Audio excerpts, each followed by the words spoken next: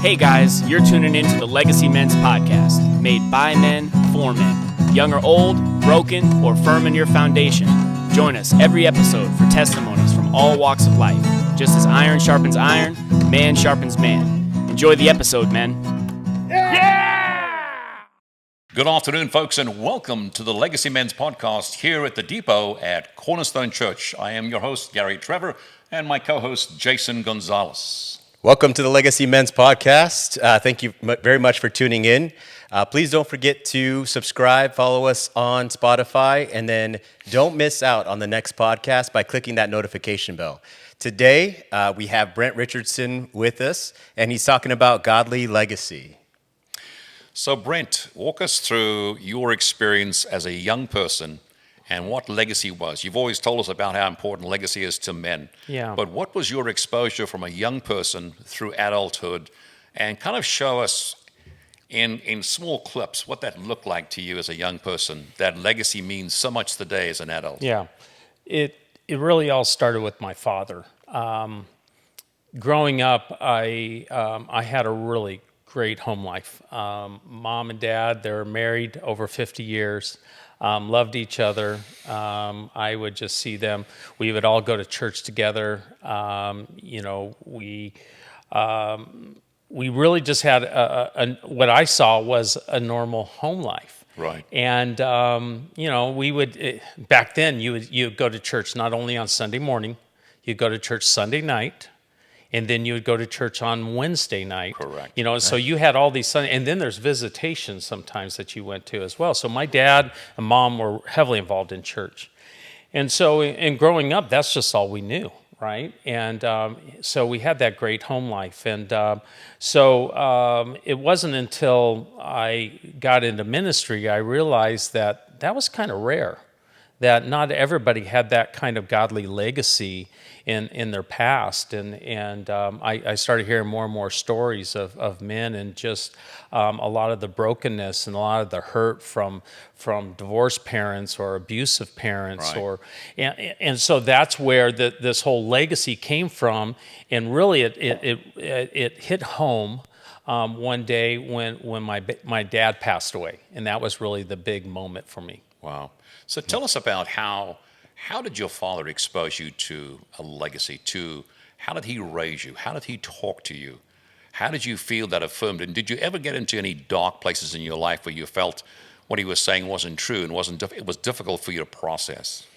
For my dad, how he raised us, honestly, he was a little bit of a, what I would call a knee-jerk reaction to his dad. His dad was a pastor, my grandfather. He was a pastor to immigrants. He learned Spanish and wanted to minister and share Jesus with immigrants.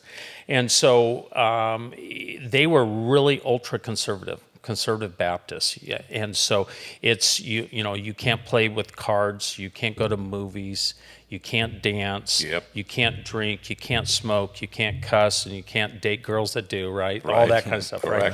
And so when he raised us, he was a little bit more flexible and gave us that freedom, even though he still had those values. And I like that because he allowed me to, at times, make mistakes. And I wasn't fearful of that, and at times just go a little bit off the tracks, and it wasn't a huge, like the hammer just fell.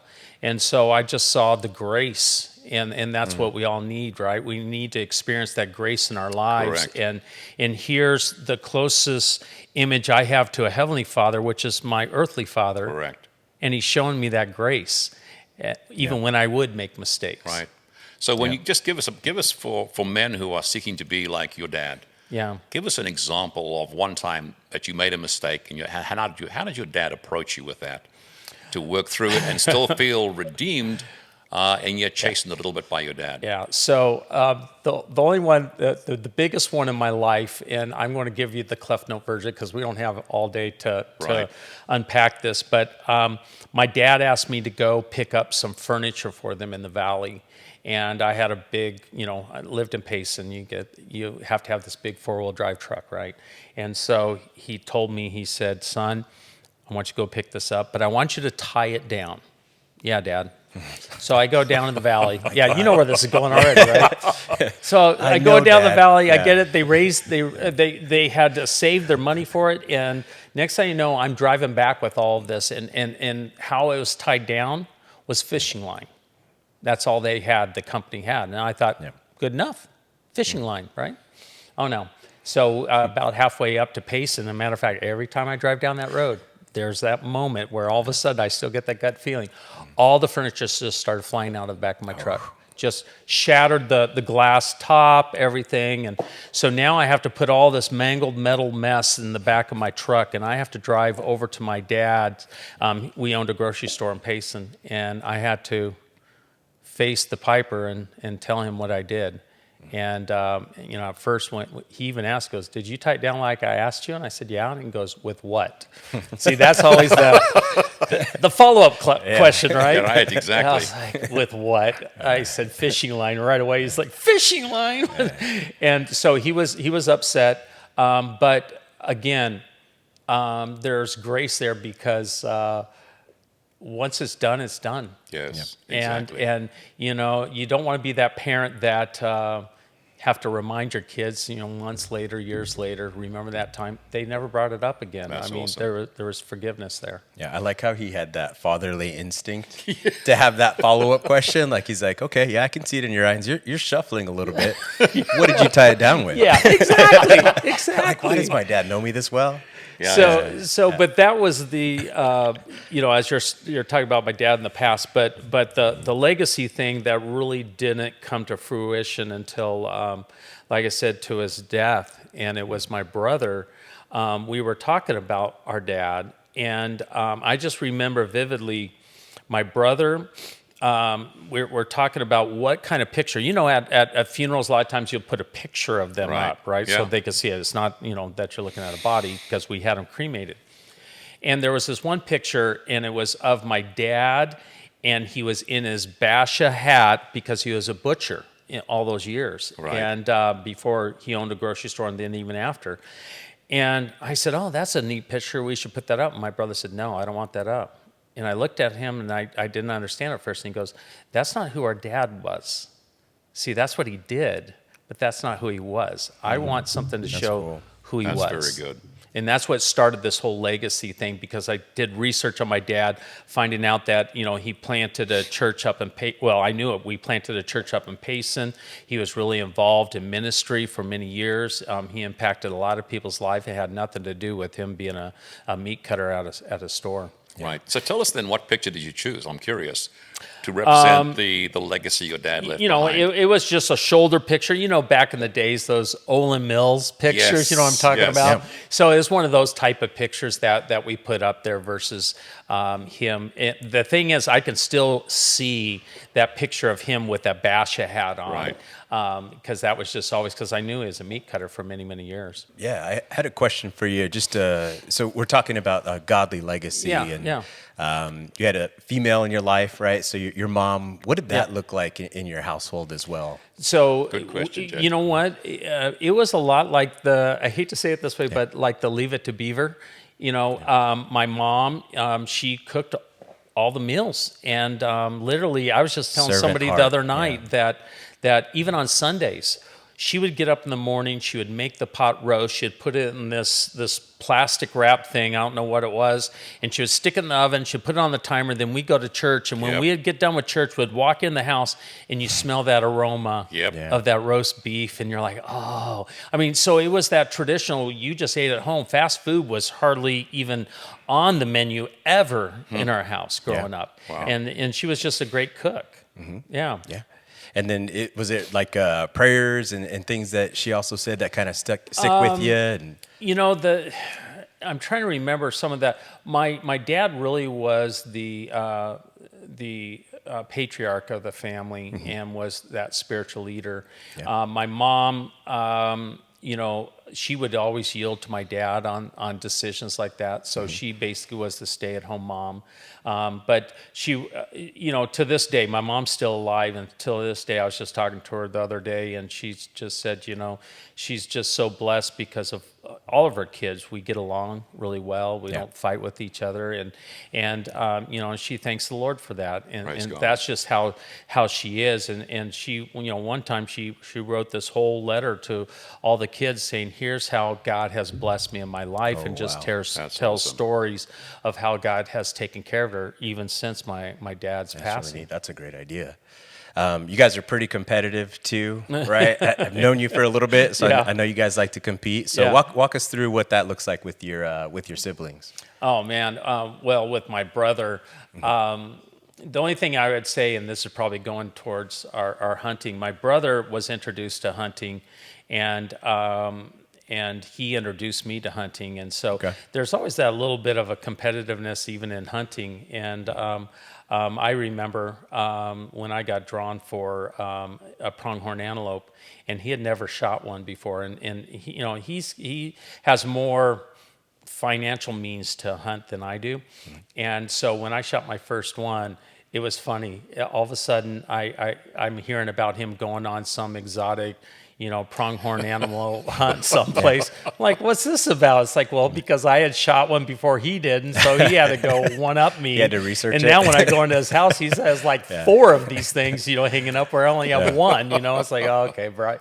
But he's my older brother too, and so from that standpoint, we have fun competition. And the other night, and this is another competition, I was speaking to our men, and I showed a picture of this. It's about adopting. My niece adopted a little girl, and my brother was in the picture, and a guy from the audience sits there and says, "Hey, how come your brother got all the good looks?" I'm like, seriously? We have that competition all the time when we're together, and now this person out of nowhere says it. It's like, it's not valid. It's not true. Oh, wow. Yeah. So that's the kind of fun competition we have. And then as far as the spiritual walk goes, godly legacy, y'all are both pretty much on the walk. Absolutely. And, My brother, when we started Cornerstone, I remember calling him up and saying, "Hey, Brad, we need $10,000 to do a mailer to really share about Cornerstone." And he would write a check, and then he would want to hear how many people came that Sunday, how many people came to Christ. So he's the kind that God has blessed him with a lot, but he understands it's not him. Correct. It's not about him. It's about, okay, I need to be a good steward of the money that God has given me. Right. And me being in ministry, when there's an opportunity for him to give, that he feels like this is something that's going to advance the kingdom, he will write a check for it. And so I've always honored him and been appreciative of the sacrifice that he's made. Him and his wife have both made in doing that. Yeah. Wow. Yeah, so there's he's supported you, on the monetary side of Yes, he things, has. and Yes, he then has. we heard a story that Yes, we did. he's supported you as well physically in a bear hunt. I believe this is a little bit of a competition thing too. So my brother also.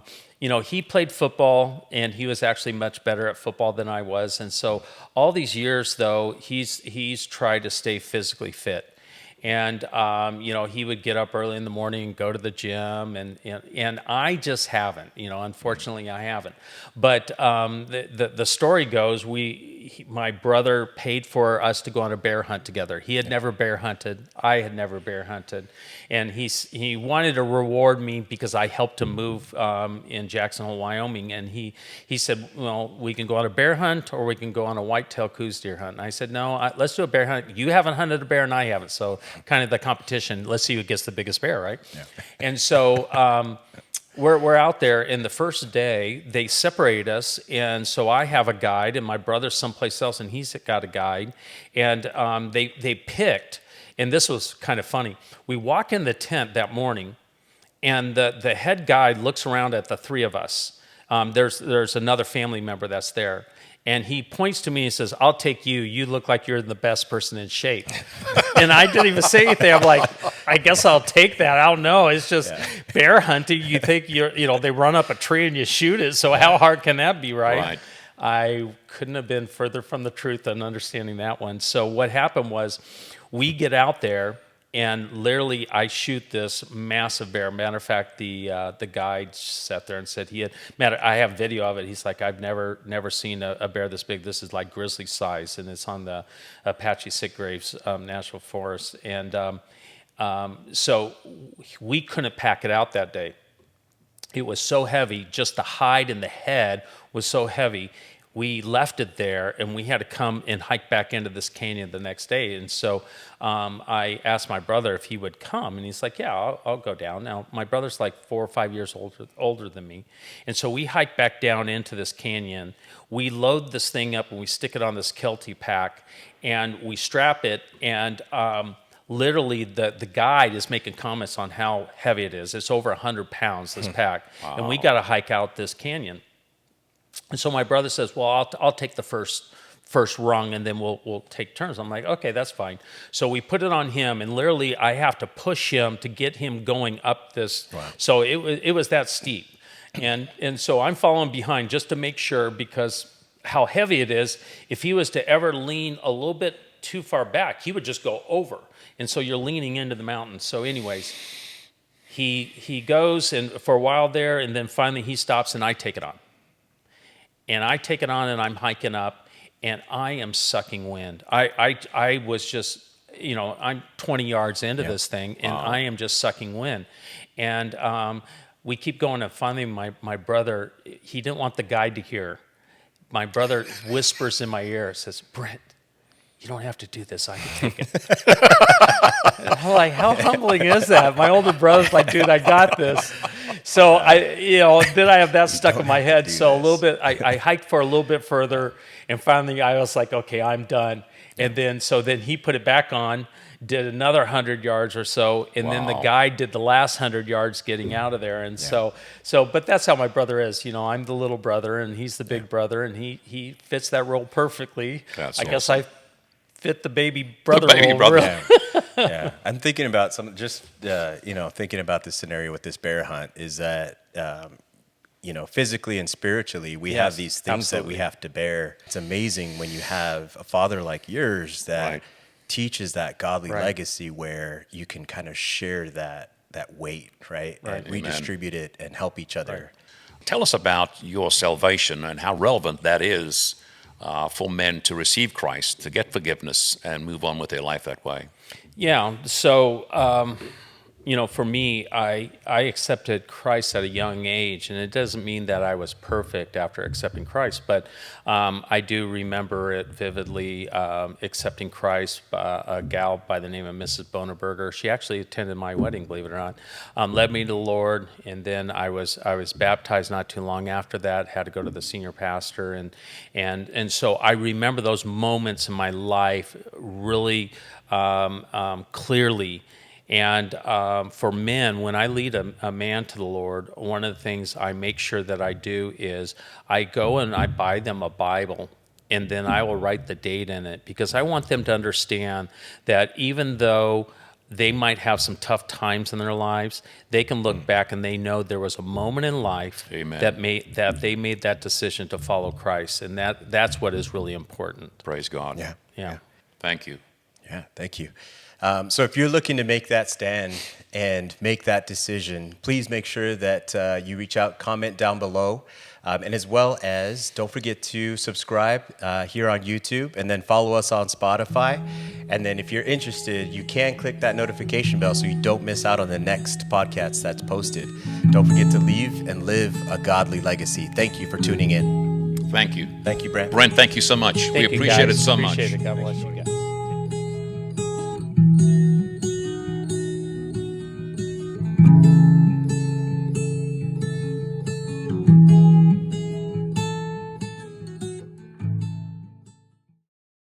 Next time on the Legacy Men's Podcast. I think there's a lot of power in how we choose to have strategic conversations with our students. It's kind of like having a board meeting in an office space versus a living room. There's a very different feel about that conversation. Yeah. And is it possible that the way that you're having conversations and where you're having conversations is already setting up the direction of the conversation? Right. So is it possible that you going to where they feel safe and comfortable to have those conversations as opposed to where you feel safe and comfortable is the right decision?